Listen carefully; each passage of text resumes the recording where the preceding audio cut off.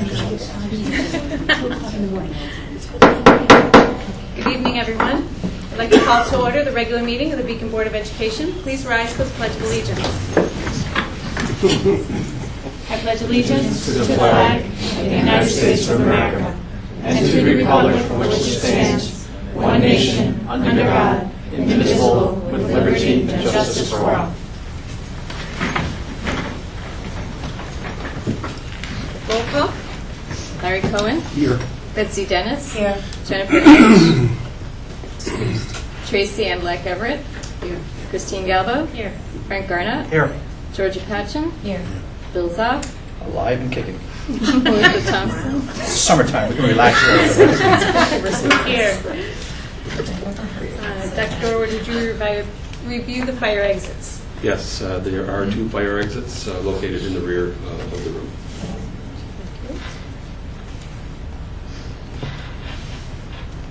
Please stand for a moment of silence for Elizabeth Bennick, cook for the Beacon City School District.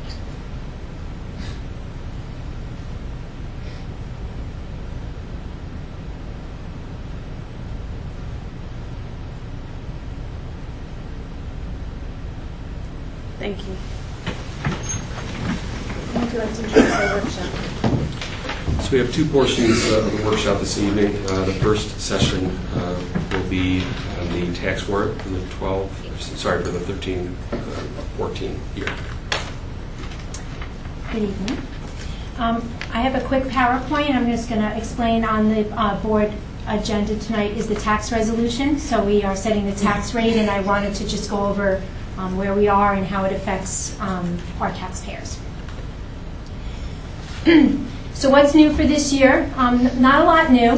We're in the second year of the tax cap, which we talked about during the budget process. Paperwork-wise, what's new is reapplying for the basic STAR exemption, which you'll be hearing a lot about in the next couple weeks. And I have a slide at the end to kind of explain that to people so they can hear it from us first and then go from there. As you remember, so this is just a recap for the budget and the bus proposition. The levy increase for the budget remained at 2.79%, and as you remember, that was the cap that was calculated and certified by the Controller's Office. And in that also was Proposition 2 for the buses, and that equated to an additional increase for about 1% on top of that.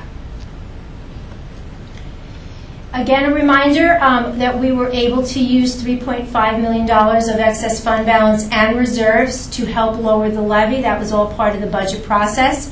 And something new for this year in the 13-14, we were starting to use our tax reduction reserve. And as the board remembers, the tax reduction reserve was set up when we sold the old Beacon High School. We hadn't touched it in a few years. We made a plan to systematically bring it down 25% at a time, so $275,000 represents a quarter of that reserve that was sitting there. So we have 3/4 left for the future. Again, nothing's really changed too much. The equalization rates remain at 100%. That's been like that for over 5 years. The taxable assessed values have decreased. I have a slide next that kind of gives you a percentage of where we are. So when we did the 100% equalization, everything got brought up to, at that time, market value. But then the year after, everything kind of dropped off. That was at the height of the market. So we're seeing our taxable assessment values decrease every year across the board. The tax OCRs have an impact on the taxable assessed values. We ask the board every year to do a reserve for the tax OCRs, and that's part of what we look at is the audit. But as you know, once a tax cert is given, it has the impact on the taxable assessed values for the future. It actually reduces the property value. And again, the STAR exemptions have decreased. Nothing new again, but they're systematically going down, so that all impacts on the tax rate when we do the calculation. This is just a slide to give you an idea of the changes in assessment. Actually, the only one that went up was the non-homestead Wappingers. Again, as you remember, homestead is the homeowners, non-homestead is the business owners. So you're seeing a decrease. Wappingers homeowners actually decreased the most at 5.6%. And again, the equalization rates across the board are still at 100%. And our tax rates, this slide basically shows Beacon, Fishkill, Wappingers in a comparison of where we were last year at 12-13 to where we are in 13-14. And the STAR exemptions. When the STAR started, the plan was to systematically decrease it. So this is just showing you the progression over the last 3 years. So that would be the basic STAR exemption this year. So again, what all these numbers mean to everyone, we do this as part of the budget presentation where we give you an idea of where we think it's going to be. So now once we calculate the tax rate, we can tell people basically exactly where your tax bill will be. Again, we use the median assessed value home in Beacon of $290,500. With basic STAR would be an increase of school taxes of $221 for the year, or $18.42 per month.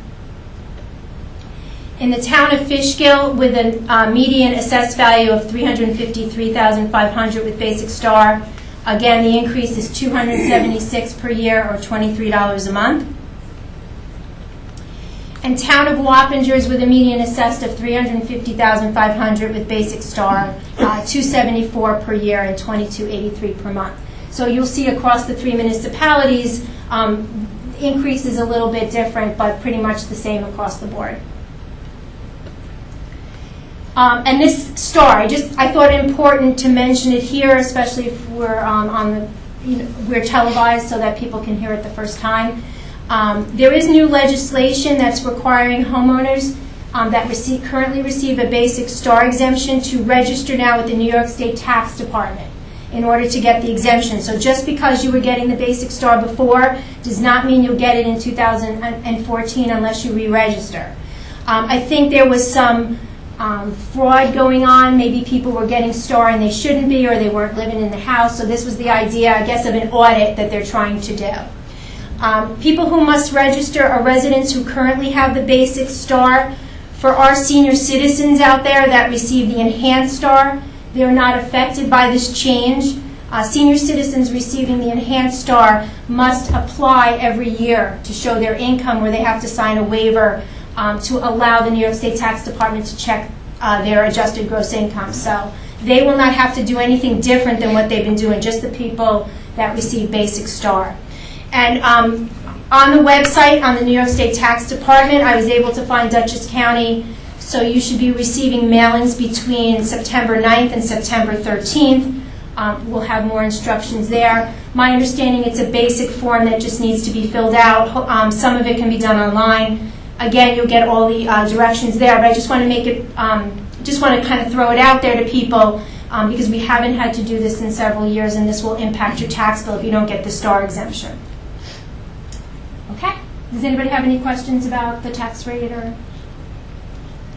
No? Okay, thank you. So the other part of our workshop is an update. I guess I would describe it as a current status. As you know, we have to come up with a new plan for next year. So we've been working through the APPR committee, and then also in more active what I would refer to as negotiations with the two union heads. So Brian's going to be doing most of it, but I'll chime in as needed on the APPR update. Thank you. So the APPR committee has met a couple times over the summer. I want to thank all the members of that committee for their hard work, and Dr. Walkley, who also facilitated that process. As far as the general framework of the APPR, I just wanted to review that so that way we can put it into context when we look at some of the changes that are proposed. Remember, you have the 60 points that are coming from the observations and artifacts that are gathered. The teachers are still going to be using the Danielson rubric, and the administrators will again be using the multidimensional principal performance rubric. Then we have the 20 points from the state growth score and the 20 points from the local score. And all of that combined will get you overall 100 points. Some of the proposed changes for the teacher for this upcoming school year. What is remaining the same is the 60 points of the observation. The timelines, such as the pre-observation, the observation, the post-observation cycle, is all remaining the same. Some of the proposed changes for this upcoming year are the forms that the teachers need to fill out are going to be simpler. The concept of the artifacts are going to be a little bit different. Domains 1, 2, and 3 will be addressed through the new forms and observations, and the artifacts will really be relating to domain 4. The other changes for this upcoming, or proposed changes for this upcoming school year, is the 20 points for the state growth, where all teachers who do not receive a score from the state will write grade level or department student learning objectives or growth targets in consultation with the building principals. The other change is 20 points for the local measure will be more of a department or grade level achievement targets, again in consultation with the building principals. So I think the one thing that we wanted to make sure everybody understood is this year we really, or this past year, we operated off of a model that was based more on building level targets as opposed to what we're proposing for this year, which would be more on the department or grade level targets. Can I ask a question now, or should I wait till the end? I'll let Brian decide.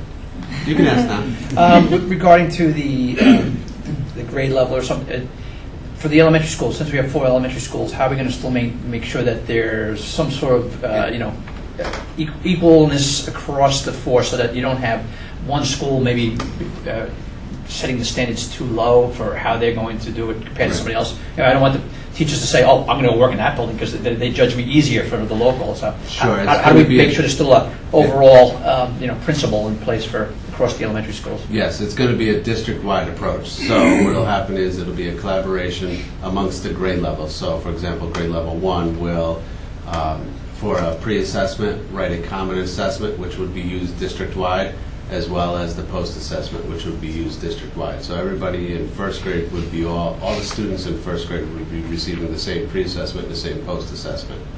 And then we would work to collectively determine what that benchmark is. Okay, thank you.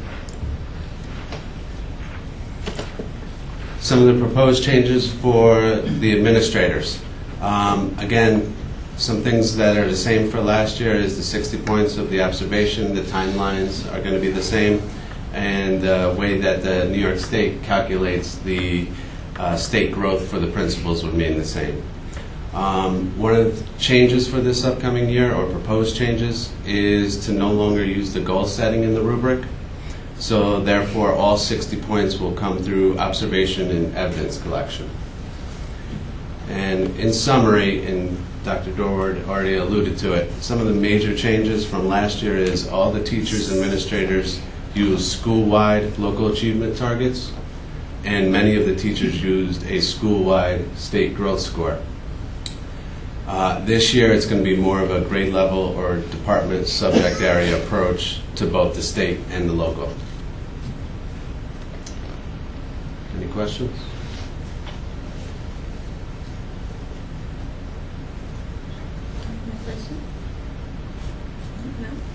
So I'm going to just add one last piece to that.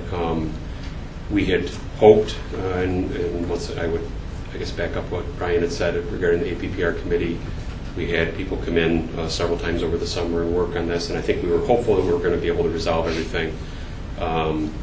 I'd say we're 99% of the way there. Actually, we have the majority of the information already entered into the state portal. As long as we can come to a final agreement that everything looks good, I still think we're in the realm of sometime in the next 2, 3, 4 weeks, maybe, to push the button, if not before.